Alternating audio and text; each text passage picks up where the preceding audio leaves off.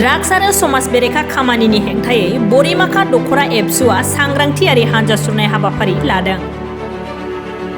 बाक्सा जिल्लानि बरिमाखा दख'रा एबसुनि बानजायनायाव दिनै बड'फा गोजोरथियारि सोलायनाय मावथांखिनि लोब्बाजों ड्राग्स आरो समाज बेरेखा खामानिनि हेंथायै बरिमाखा ओनसोलनि फरायसुला फरायसुलिफोरखौ लानानै मोनसे सांग्रांथि हानजा सुरनाय हाबाफारि लादों। दिनैनि बे सांग्रांथि हानजा सुरनाय हाबाफारिखौ बेखेवनानै होयो बाक्सा जिल्ला बर' थुनलाइ आफादनि गाहाय नेहाथारि हेमेन देउरिया।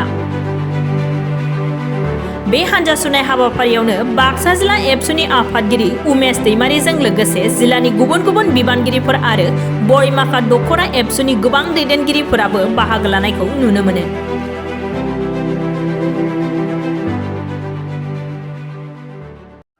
नोंथांनि चेनेलाव आं नोंथांखौ बरायग्रोनाय जाबाय, साबायखर बावग्रोनाय जाबाय।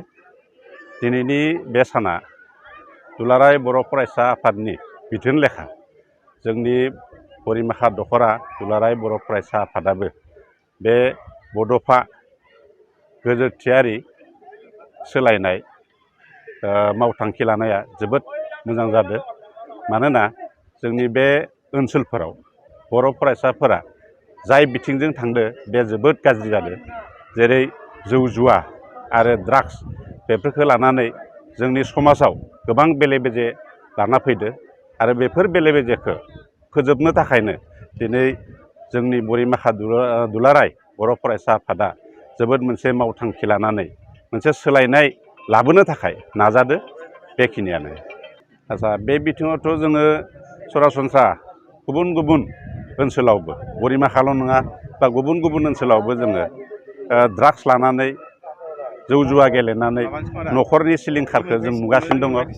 गोबां न'खरावनो बिमा बिफाया हालाय हाफाय जानो गोनां जादों। बायदिसिना गावसोरनि लुबैनायखौ बिदो मबाइल बिनानै बाइक बिनानै गोरसा गोरसा सालायलांदो। बेयाव बिमा बिफाया बा न'खरनि बिगोमाफोरा जोबोद हालाय हाफायाव गोलैनो गोनां जादों। बेखायनो बेफोरखौ फोजोबनो थाखायनो दिनै बे मावथांखिखौ लानाय जादों। आरो जोंनि बर' समाजनि गेजेराव बेखौ जोंनि बिगोमाफोरा गाव गावनि गथ'खौ मोजां खालामनो थाखाय नाजानाया थारैनो जों नुगासिनो दङ। बिमा बिफाया नाजायो, नाथाय गावनि फिसाफोरा गावसोरनि खायसे गाज्रि आखुखौ नागारनो हायैनि थाखाय बेबायदि लामायाव थांदो। जों दा बेबायदि जेंनाखौ नुगासिनो दङ। बेखायनो आं खावलायदो जोंनि बर' समाजनिल' नङा, गुबुन गुबुन समाजनियाबो बिदि जादों। थेवबो जोङो जोंनि हारिनि गासै लाइमोनफोरखौ मोजां जानायखौ लुबैदो।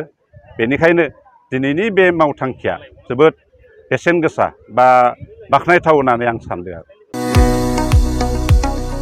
गोजोनथाव खौरां। आइ आफा BM इन्स्टिट्युट अफ पेरामेडिक्सआ सोलोंसाफोरनि थाखाय लानानै फैदों देहा सोलोंथाइनि मोनसे मोजां खाबु। 2023-2024 सोलोंथाइ बोसोरनि थाखाय आइ आफा BM इन्स्टिट्युट अफ पेरामेडिक्सआव सोलोंसाफोरनि मुं थिसननाया सोलिगासिनो।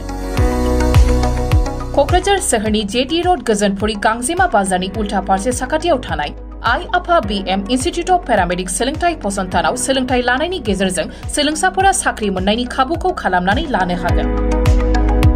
भारत सेवक समाजजों गनायथि जानाय बे फसंथानाव 2 बोसोर समनि थाखाय medical laboratory technology BSS diploma, assistant nursing, first aid patient care, dialysis technician, OT technician, physiotherapy डिप्लोमाजों लोगोसे 3 बोसोर समनि थाखाय ICU टेक्निशियन, रेडियोलॉजी टेक्निशियन डिप्लोमाखौ लानो हागोन।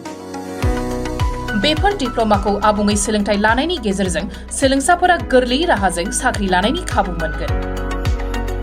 गोसो गुदुं सोलोंसाफोरा रोखायै मिथिनो थाखाय 9821663110, 6002559220 मबाइल नाम्बाराव फोनांजाब खालामनो हागोन।